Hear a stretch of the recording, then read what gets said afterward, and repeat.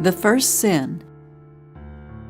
In the beginning, God made all of creation, the sun, moon, stars, water, sky, dirt, plants, and animals in just 6 days.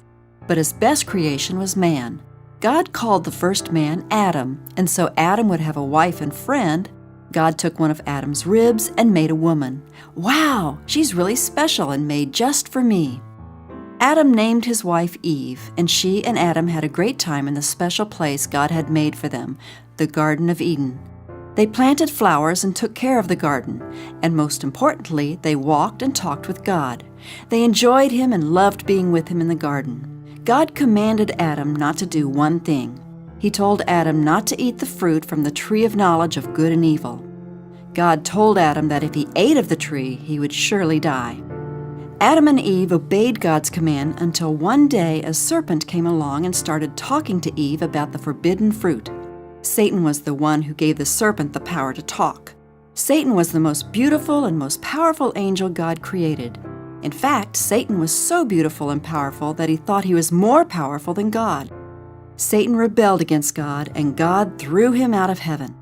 Then Satan wanted Adam and Eve to disobey God so they would no longer be perfect too. When he started talking with Eve through the serpent, Eve listened. The serpent said, "Has God said you shall not eat of every tree of this garden?" Eve tried to argue with the serpent. Big mistake.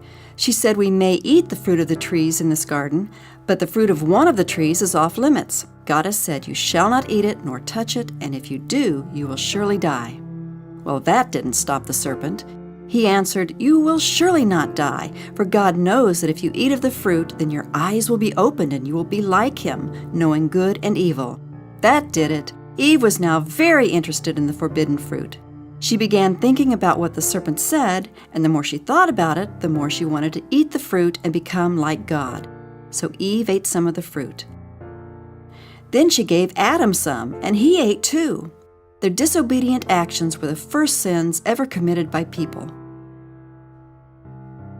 Because Adam and Eve sinned, they immediately realized they were naked, so they tried to cover up with fig leaves, and eventually they tried to hide from God in some bushes. Even though God knows everything, He asked Adam and Eve where they were. They said they were hiding because they were naked. God also asked them who told them they were naked. And then He asked them, "Have you eaten the fruit I commanded you not to eat?" Instead of admitting he had sinned, Adam blamed Eve for giving him the fruit to eat, and Eve blamed the serpent for tricking her. But both Adam and Eve were guilty of sin. So this is what God did. First, He turned the serpent into a belly-crawling, snake-like creature since Satan used the serpent to talk to Eve. God then cursed Adam and Eve. This means their bodies would be imperfect and would feel pain and sadness. Eventually, they would get sick and die. Eve would have pain while she gave birth, and Adam would have pain from all the work he was going to have to do in the now imperfect world. Life was no longer going to be as easy as it had been in the Garden of Eden.